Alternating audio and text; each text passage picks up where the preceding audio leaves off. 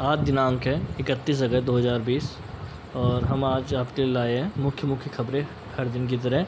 सबसे दुखद खबर यह है कि हमारे पूर्व राष्ट्रपति प्रणब मुखर्जी का निधन हो गया है और इसके साथ साथ जो मुख्य खबरें हैं वो हम आपको बताएंगे। शुरुआत करते हैं अर्थव्यवस्था की। 28 अगस्त को बैंक ऑफ महाराष्ट्र ने अपनी संपूर्ण ऋण वितरण प्रणाली को डिजिटल बनाने के लिए पहल शुरू की है। अंतर्राष्ट्रीय बात करें तो भारतीय स्टेट बैंक को अपनी मानव संसाधन पहल नई दिशा के लिए वैश्विक मान्यता मिली है, जिसने 3 ब्रांड हॉल एक्सीलेंस अवार्ड जीते हैं। संयुक्त राज्य अमीरात ने 2 देशों के बीच संबंध को सामान्य करने के लिए इजरायल पर अपने बहिष्कार को औपचारिक रूप से समाप्त करने का फरमान जारी किया है। संयुक्त राज्य अमीरात ने यूएई और इजरायल के बीच संबंध लगातार अच्छे हो रहे हैं, तो उस चक्कर में ये सारी चीज़ करी जा रही है। बात करते हैं राष्ट्र की। बिजली क्षेत्र में पर्यावरण संरक्षण श्रेणी के तहत 7वें एग्जिट पर्यावरण पुरस्कार में रजत पुरस्कार का विजेता भाखरा वियास मैनेजमेंट बोर्ड। केंद्र सामाजिक न्याय एवं अधिकारिता मंत्रालय की नई योजना, जिसके तहत बैंक ऋण लेने वाले वंचित वर्गों के लोगों को प्रत्यक्ष नकद हस्ताक्षर के माध्यम से प्रतिवर्ष 5% अनुदान मिलेगा। विश्वास वंचित इकाई समूह विश्वास है इसका नाम, इसका फुल फॉर्म है। कर्नाटक के मुख्यमंत्री BS येदियुरप्पा ने बेंगलोर, नेलामंगला और इस शहर के बीच रोल ऑफ ट्रेन सेवा का उद्घाटन किया है। वो दो शहर कौन से हैं? सोलापुर महाराष्ट्र और कर्नाटक के बीच हो रखा है। इस दूरसंचार कंपनी ने ड्रोन एजुकेशन पहल नाम से एक शिक्षा कार्यक्रम की शुरुआत करने के लिए भारतीय प्रौद्योगिकी संस्थान बम्बई और यप मास्टर संस्था के साथ समझौता किया है। तो वो कौन है? BSNL दूरसंचार लिमिटेड है। व्यक्ति विशेष में बात करें तो झारखंड का पहला व्यक्ति जिसे स्पेशल ओलंपिक इंटरनेशनल SIA द्वारा लीडर 3 प्रमाण पत्र सम्मानित किया गया। कौन है वो? सतबीर सिंह मोहता, पहले भारतीय जिन्होंने light house for the blind America संस्था का हॉलमन पुरस्कार 2020 जीता। उनका नाम है डिफनी briar.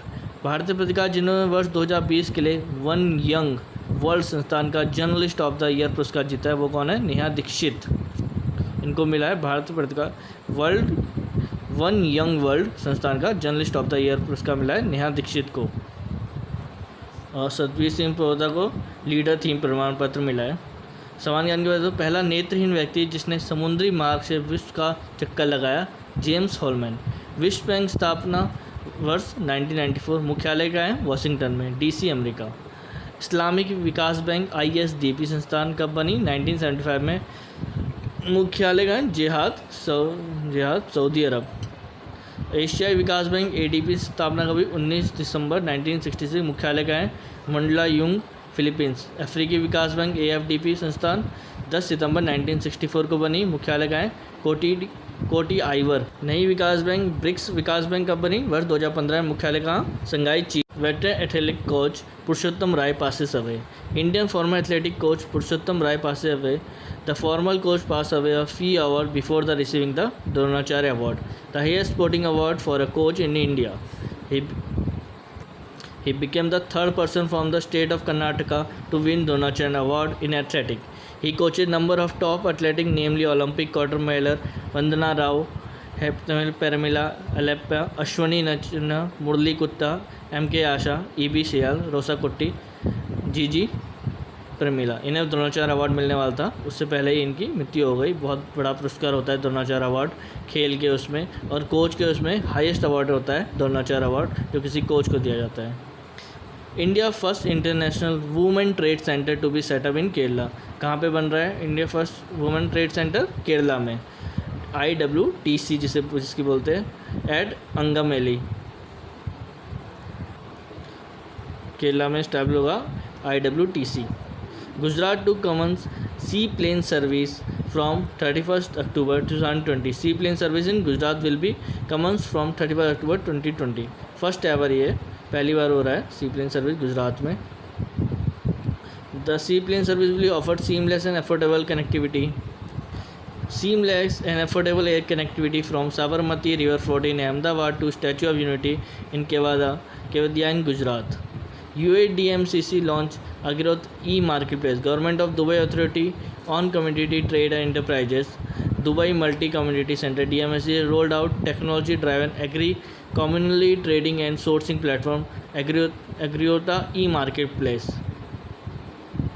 India and Russia jointly win FID Olympic Chess Olympiad. India और रशिया दोनों ने जीता है और जॉइंटली जीता है जो इस बार का जो चेस ओलंपियाड हुआ है। India Russia jointly win FIDE online. आज की सबसे बड़ी खबर जो है, former president Pranab Mukherjee passes away. The former president of India Pranab Mukherjee passes away at the age of 84. He had tested positive for the coronavirus disease before undergoing successful surgery to remove a brain clot. He was born in village of Mirati in Birbhum district of West Bengal.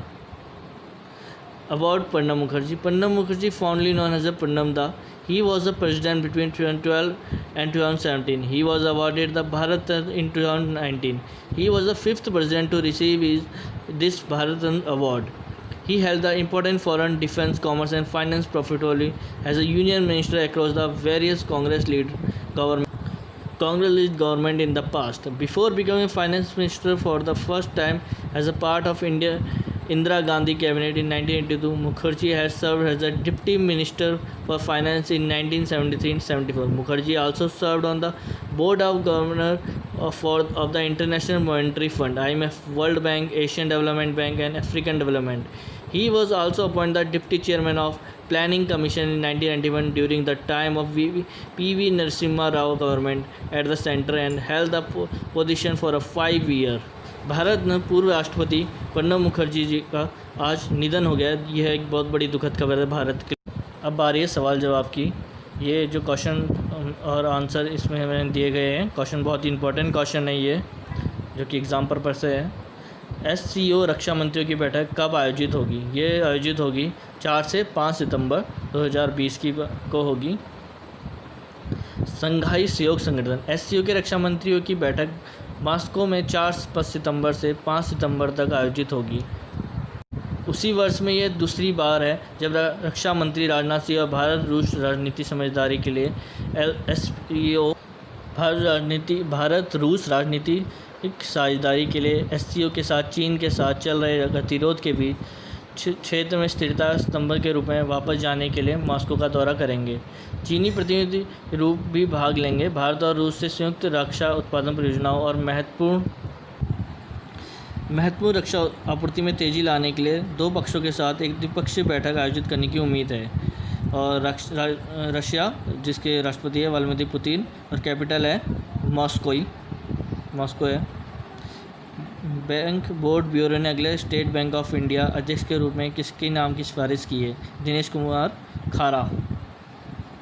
राष्ट्रीय खेल दिवस प्रतिवर्ष कब मनाया जाता है? 29 अगस्त।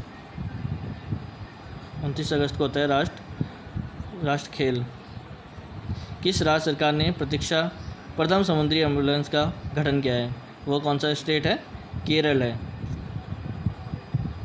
राष्ट्रीय खेल पुरस्कार की कुछ श्रेणियों के लिए बढ़ी हुई पुरस्कार राशि के संबंध में गलत विकल्प को पहचानें। राजीव गांधी खेल रत्न पुरस्कार जो कि 20 लाख नहीं है।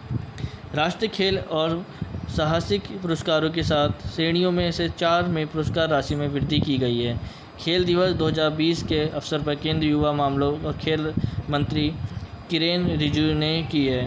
खेल के लिए खेल पुरस्कारों की बढ़ी हुई पुरस्कार राशि राजीव गांधी खेल रत्न जो पहले पुरस्कार थी 7.5 लाख थी, वो 25 लाख हो गई है।